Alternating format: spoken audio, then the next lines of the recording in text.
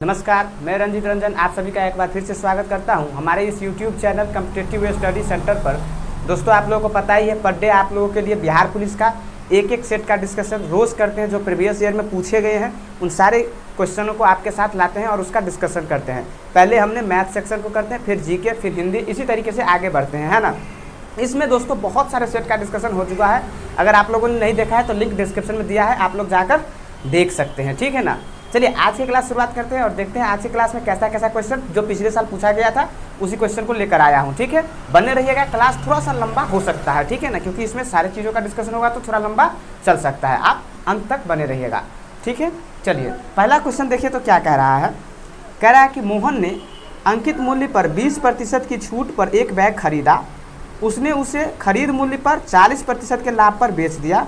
अंकित मूल्य पर लाभ का प्रतिशत कितना है। बहुत आसान क्वेश्चन। क्या बोला, मोहन है जिसने एक वस्तु को खरीदता है, कितना परसेंट छूट पर, 20% छूट पर, ठीक है। अगर मान लीजिए छूट जो होता है वो एमपी पे मिलता है, मार्क प्राइस पे, आप लोगों को भी पता ही है, तो लिख लेते हैं यहाँ पर एमपी। अगर हमने एमपी को 100 कंसीडर करते हैं, मानते हैं, तो हमारा 20% जो छूट होगा, छूट माइनस हो जाएगा इसमें से कितना, 20, तो कितना होगा 80।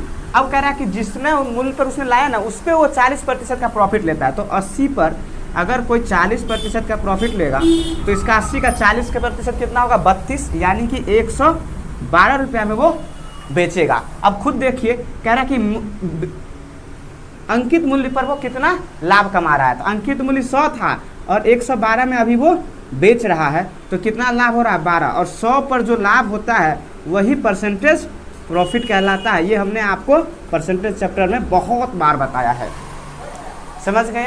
100 पर जितना होता है वही प्रतिशत कहलाता है, यानी कि कितना प्रतिशत लाभ हो जाएगा इसको अंकित मूल्य पर, 12% का। आ गया समझ में, बहुत आसान था। उतारिए, सभी लोग उतारिए, उतारिए।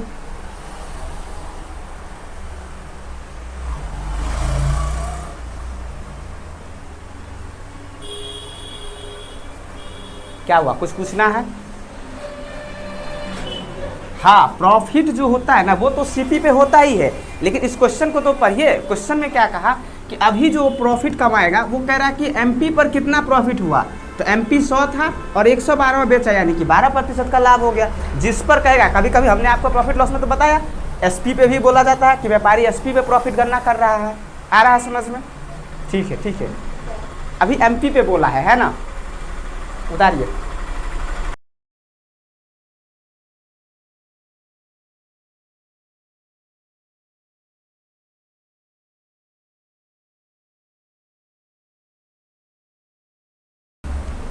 हो गया। अगला क्वेश्चन देखिए। कह रहा है त्रिभुज एबीसी में आंतरिक द्विभाजक कोण बी और कोण सी बिंदु O पर मिलते हैं। यदि कोण A 80 डिग्री है तो कोण BOC कितने अंश का होगा। समझ गए, बहुत आसान क्वेश्चन है। देखिए आप लोग इसका डायरेक्ट फॉर्मूला हमने बताया होगा, BOC BIC इस सब का निकालने का फॉर्मूला।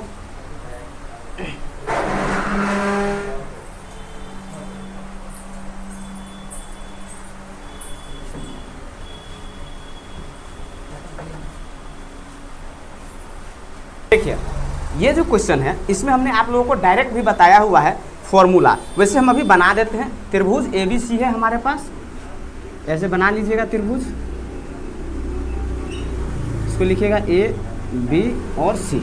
आपको क्या बोला है कि B और C जो कोण है वो द्विभाजक है, O पर मिल रहा है। मान लीजिए यहाँ पर O होगा और इसका द्विभाजक क्या होता है, इसको दो पार्ट में बांटेगा, B को और C को बराबर बराबर भागों में, है ना। O पर मिल रहा है, ठीक है। तो आपका जो कोण बन रहा है वो A 80 डिग्री है। A कितना है, 80 डिग्री। आपसे पूछा जा रहा है एंगल BOC क्या होगा, यही क्वेश्चन है, यही है ना, ठीक है। आपको डायरेक्ट बताया तो BOC क्या होता है, 90 प्लस एंगल A/2। तो 90 प्लस एंगल कितना है A 80, 80 को 2 से भाग करेंगे 40, कितना हो जाएगा 90 प्लस 40 130, यानी कि इस क्वेश्चन का जो आंसर होगा वो कितना होगा, 130 डिग्री होगा। आ गया समझ में आप लोगों को भी। हाँ, डायरेक्ट फॉर्मूला ही है इसका। BOC कैसे आता है ये हमने आपको ट्रायंगल में प्रूफ करके बताया हुआ है ना। अभी याद रखिए BOC क्या होगा, 90 प्लस एंगल A/2 होगा। ठीक है, उतारिए।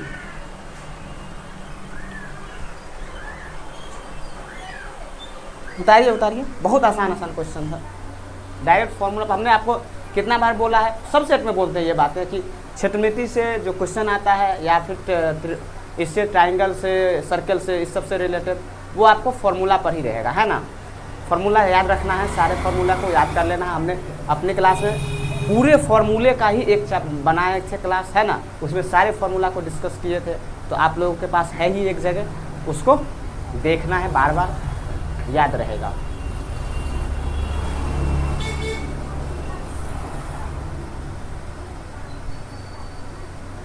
हो गया, उतार लिए। चलिए अगला क्वेश्चन देखिए, थोड़ा सा फास्ट उतारिए। क्या बोला जा रहा है अगला क्वेश्चन? कह रहा है कि राम बाबू ने अपनी आय का 3% धर्मार्थ दान में दे दिया और शेष का 12% बैंक में जमा कर दिया। यदि अभी उसके पास 12,804 रुपये है तो उसकी आय कितनी थी? समझ गए क्या कह रहा है क्वेश्चन? कि एक व्यक्ति है जिसने कुछ अपने दान में दिया है, कुछ रुपये बैंक में जमा कराया है, उसके बाद उसके पास कुछ रुपया बचा हुआ है। परसेंटेज का है क्वेश्चन, कितना है? अगर मान लीजिए उसने 3% धर्मदान में दिया तो बचा कितना? मान लीजिए धन उसके पास, टोटल धन ही पूछा है, एक्स ही मान लेना है। 3% वो दान में दिया होगा तो 97% उसके पास बचा होगा। उसमें से उसने फिर 12% बैंक में जमा कर दिया तो कितना बचा होगा? 88%। और यही अमाउंट उसके पास बचकर कितना आया है? 12,804। 12,804 आ गया समझ में? बस इसी को सॉल्व करना है, कर लीजिए सॉल्व। एक्स का वैल्यू जो आएगा वो आपको आंसर लिख देना है। कितना आएगा? 15,000। यही इस क्वेश्चन का सही आंसर है। उसके पास कितना धन था? 15,000 धन था। समझ गए? आया समझ में? हाँ, काट कूट कर लेना है। 4 से कटेगा क्योंकि 4 से ये भी कट रहा है, 4 से ये भी कट रहा है, तो 4 से कटेगा, फिर 11 से कटेगा। इस तरीके से काटेंगे तो कितना आ जाएगा? 15,000। हाँ, काट लेना है। चलिए आगे बढ़िए, उतारिए।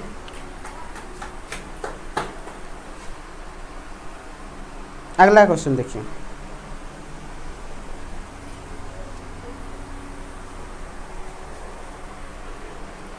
कहता है यदि a² + b² + c² is equal to 2 × 2 - b - c bracket बंद -3, 2 तो a + b + c का मान क्या होगा? आता है आप लोगों को ये वाला क्वेश्चन? बताए थे कि इसमें फॉर्मूला बन जाता है। देखिए तो आया।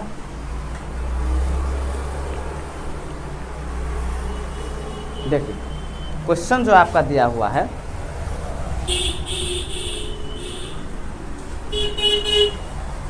a² + b² + c² is equal to, यहाँ से लिख देता हूँ, थोड़ा बड़ा होगा, a² + b² + c² is equal to 2 × a - b - c। उसके बाद में कितना है? -3 है, यही है। और a + b + c का मान आपसे पूछा जा रहा है। ठीक है, तो कैसे बनेगा? कुछ नहीं करना है, a² + b² + c² is equal to, इसको मल्टीप्लाई करिए, 2a - 2b - 2c -3। ठीक है, सबको इधर ले आइए।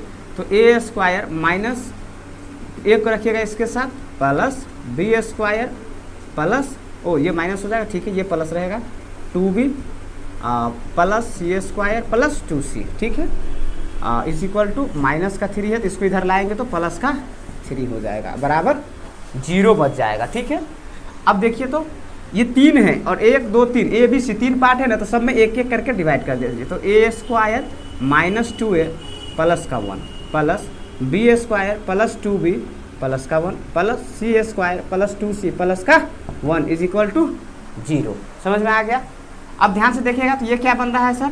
a - b का सॉरी ए माइनस वन का होल स्क्वायर बन रहा है, ये क्या बन रहा है प्लस बी प्लस वन का होल स्क्वायर बन रहा है, और ये सी प्लस वन का whole square is equal to zero.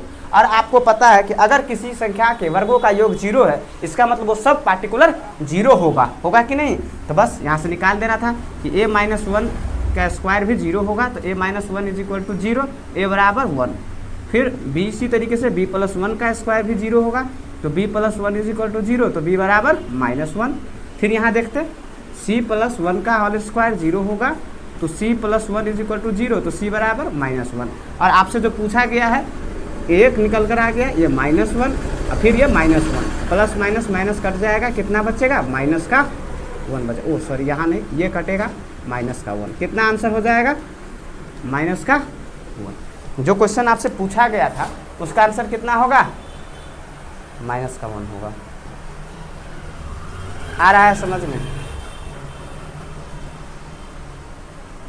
इसको पहले मल्टीप्लाई किए और सबको उस साइड ले गए, तो यहाँ से देखिए फॉर्मूला बन गया ए माइनस ए का होल स्क्वायर क्या होता है sir, A square minus two A B plus B square, फिर ये ए प्लस बी का बी प्लस ए का whole square B square plus two A B plus one का स्क्वायर। समझ गए कि नहीं, ऐसे करके बन गया। उतारिए।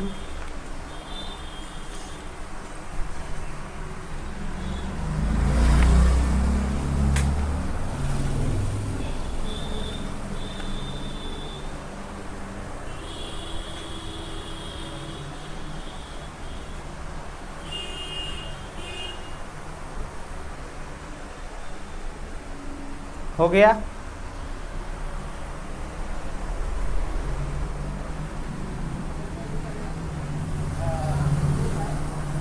उतारिए।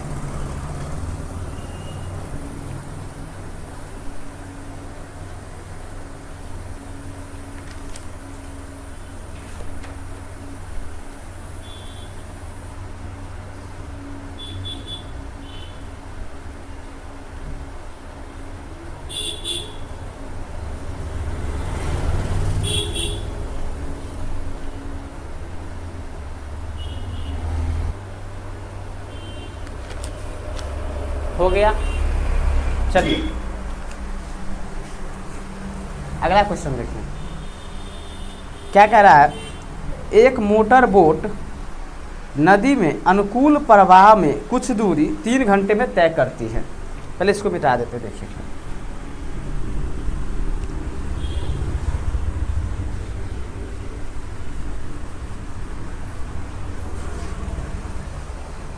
देखिए एक मोटर बोट नदी में अनुकूल प्रवाह में कुछ दूरी 3 किलोमीटर 3 घंटे में तय करती है और प्रतिकूल प्रवाह में उतनी ही दूरी 3.5 घंटे में पूरी करती है।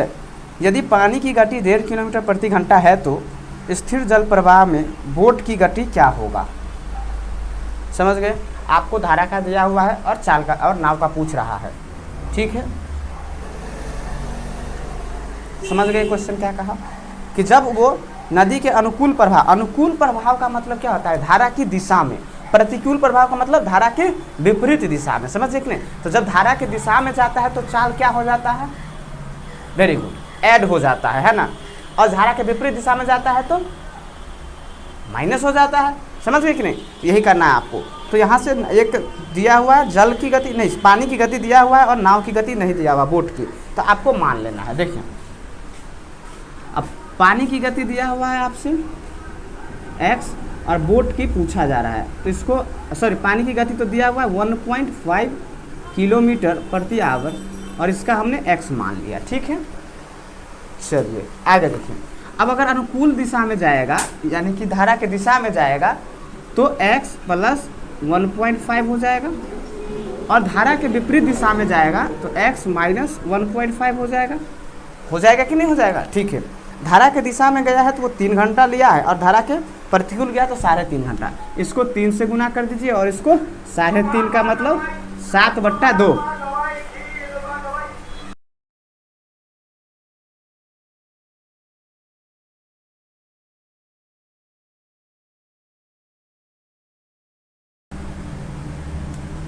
अब यहाँ पर देखिए चाल गुने डिस्टेंस, क्या हो गया अभी, चाल गुने समय, यानी कि डिस्टेंस हो गया। डी बराबर क्या होता है सर, स्पीड इंटू टाइम होता है कि नहीं, ये डिस्टेंस और ये भी डिस्टेंस, और डिस्टेंस इक्वल है तो इक्वल कर दिए। अब यहाँ से देखिए तो क्या होगा, इस 2 को इधर ले आइए तो 3 दूना 6, 6 से करेंगे तो 6x प्लस 15 छक्के 90, इधर 7 से करेंगे तो 7x माइनस 15 सत्ते 105, और एक पॉइंट के बाद लगाना है यानी कि 10.5 हो जाएगा कि नहीं। ये माइनस का है तो इधर ले जाइए और ये प्लस का है तो इधर ले आइए, इधर लाएंगे तो 7x माइनस का 6x is equal to 10.5 plus का हो जाएगा, 9 प्लस का था यानी x इज इक्वल टू 19.5। और आपसे बोर्ड का पूछा था x, तो x कितना निकल कर आ गया 19.5 किलोमीटर प्रति घंटा। यही आपसे पूछा गया था, बोट की चाल क्या है, समझ गए, कितना निकल कर आ गया 19.5 किलोमीटर प्रति घंटा। ठीक है, आप लोग भी हमें कमेंट करके ज़रूर बताएं आज की क्लास आपको कैसा लगा, और इस वीडियो को लाइक कीजिए, अपने दोस्तों में शेयर कीजिए, जो भी आपके फ्रेंड्स में हैं सर्किल में जो आने वाले बिहार पुलिस का एग्ज़ाम देने वाला है उसको बहुत मदद करेगा। ये सेट 2022 में पूछा गया क्वेश्चन है, आप लोग उसे शेयर कीजिए। ठीक है, अगर आप हमारे चैनल पर नए हैं तो चैनल को सब्सक्राइब करके बेल आइकन को जरूर दबाइए, ताकि जैसे ही हम अगला क्वेश्चन या अगला सेट या कोई भी नोटिफिकेशन से रिलेटेड इन्फॉर्मेशन जो आपको काम आएगा अगर हम लेके आएंगे अपने चैनल पर, तो वो आपको नोटिफिकेशन के माध्यम से सबसे पहले मिलेगा। ठीक है, अपना ख्याल रखिए, पढ़ते रहिए, मिलते हैं अगली क्लास में।